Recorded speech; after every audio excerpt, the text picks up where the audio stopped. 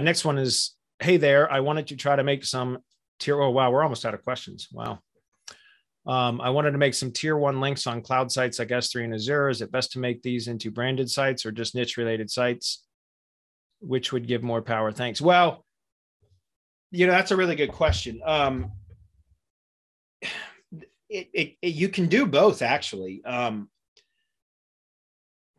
There's something to be said for doing a branded cloud page. That's kind of, I kind of do that now with my link building clients, like, because every single client gets at least one cloud page. If we've got multiple target URLs for the money site, like if we're targeting inner pages, we always start with, not always, but we generally start with the home page or the location landing page for whatever it's all local link building. So, meaning I provide link building services for local projects, right?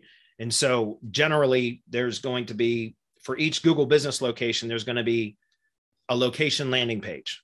That could be the homepage URL or it could be an inner page URL of the self-hosted website, right? It just depends. If it's a multi-location brand, then the Google business asset is likely going to have a location landing page as an inner page. Anyway, all I'm trying to say is we generally start with whatever the primary website URL is associated with the Google business profile. That's what I consider the location landing page. That oftentimes, if it's a single location business, is usually going to be the homepage URL. Okay. And so we will do a cloud page. It's not necessarily, I guess it is branded because we do put name, address, and phone number and an embedded map and all that kind of stuff in that cloud page. We do put schema, local business schema in it. So I guess you would call that a branded cloud page. So that's typically what we do. And then if later throughout the project, later on throughout the link building process, so maybe month 2 or month 3, depending on the project, we'll start targeting inner pages as well, besides just the homepage. And so those inner pages, which are typically going to be optimized for a different product or service, those can each be targeted with another cloud page as well. So like each product or service, in my case, it's mostly all services, each service page can have its own kind of like cloud page pointing to it. And so I think, pretty much we generally do branded cloud pages, but you can do both. You can do kind of like topically related pages that are not branded, but I would switch it up though to where it's on a different cloud host or at least a different data center within the same cloud host so that you get kind of IP diversity a bit, if that makes sense. Also, I would switch up the buckets, so essentially how you create the URL within the cloud storage, whether it's S3 or, as you mentioned, Azure, Microsoft Azure. I would change the directories so that it would be different URL. You'd have unique URLs as well.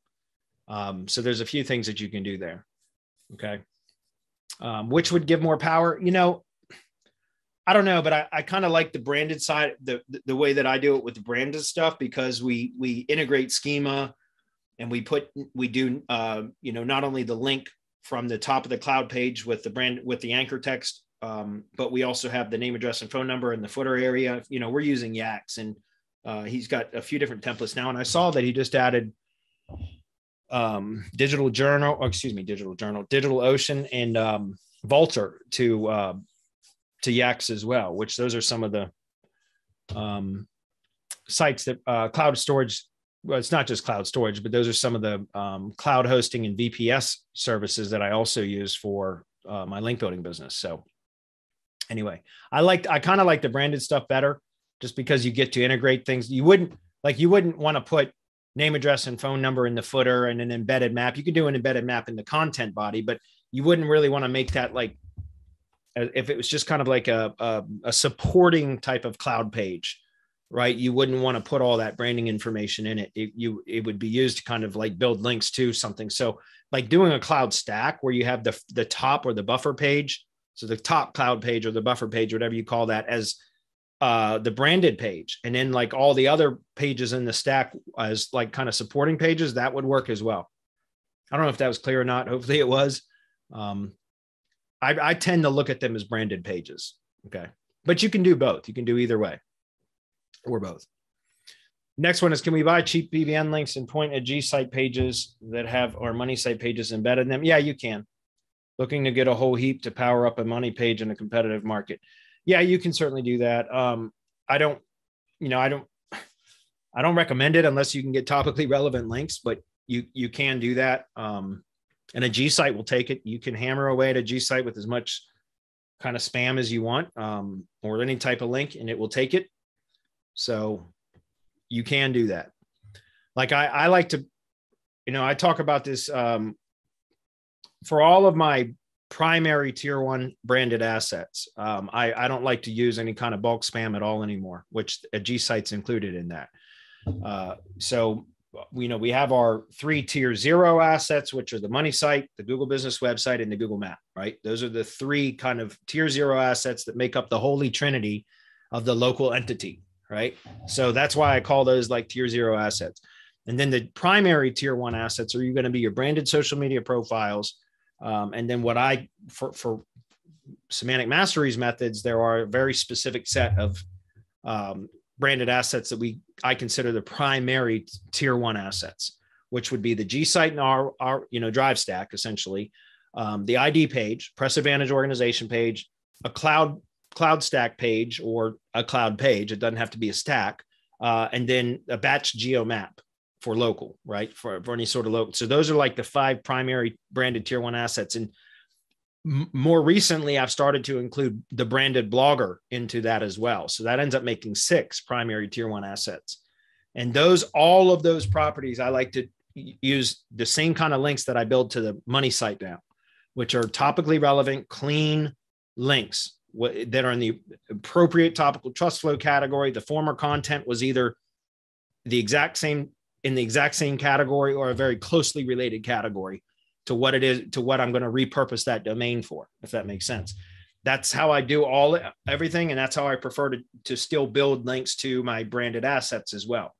Because all I want to do is push topical relevance into those assets. It's not about pushing just straight link power, because if you want to do that, you can do that using bulk spam, or you can do that with other types of PBN links. The problem that I found with most PBNs that I was purchasing links from too, and I tested for months, was that they're not very relevant, right? You can generally you're going to get a topically relevant page, but it's going to be on a non-topically relevant domain. In other words, it's going to be on a domain that the page that's relevant is probably very likely going to be published on a domain that has multiple categories on it, because that's how PBN providers make money from their PBNs, right? Very, very, very few have very niche related PBNs. And they might sell you niche links from, niche related PBN links, and you come and find out they're really not. And that's why I stopped doing that. And I started developing my own methods, which seem to work a lot better. So that's the only thing I would, caution about. If you want to do bulk spam or PBN links that are probably not going to be topically relevant, the source domain is likely not going to be topically relevant. Again, the page may be relevant, but the source domain is probably not going to be relevant. And if that's the case, then if you still want to do what you were asking, then I wouldn't do your branded G site, but you can set up another G site that's not branded and use that as your spam target. Thing is, I don't like to spam any of my branded assets anymore, right? I want to keep that clean and all the links coming into it topically relevant. That's what's important to me. But that's not to say that you couldn't build like a non-branded blogger or a non-branded G site or other cloud pages that aren't branded. Refer back to the answer for the previous question about cloud pages, right? You can set up those and then hammer those with spam if that's what you want to do, but it's not your branded assets that you're hitting with that, if that makes sense. So that's the way I go about it anyway.